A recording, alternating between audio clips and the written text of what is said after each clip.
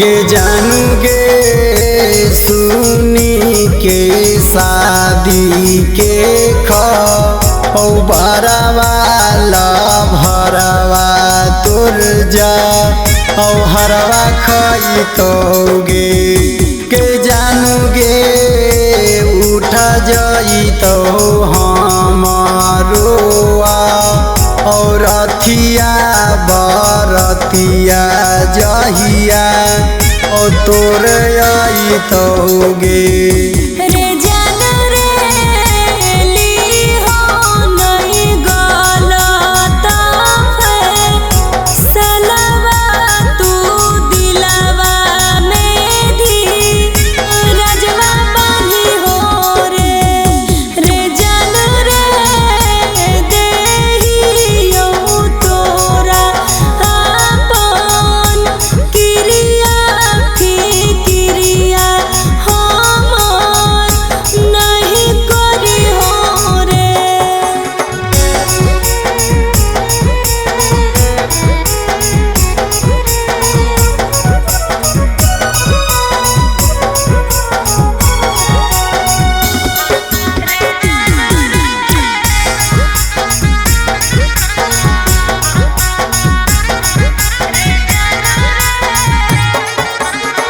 कते तोरा मानो हलियो अपन हम जानो हलियो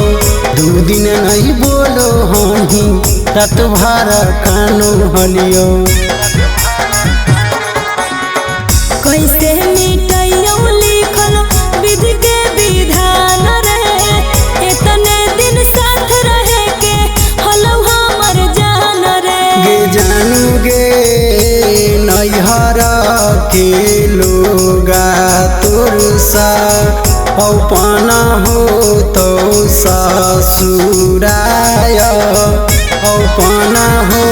तो गे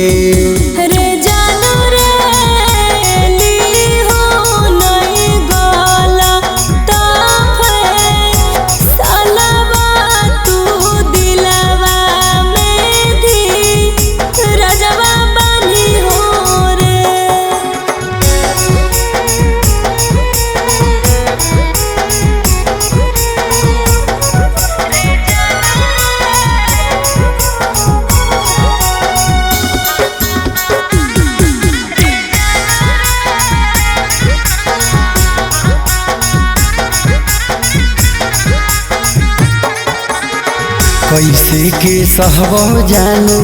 गम के बोझा गे हो तो विदाई हमर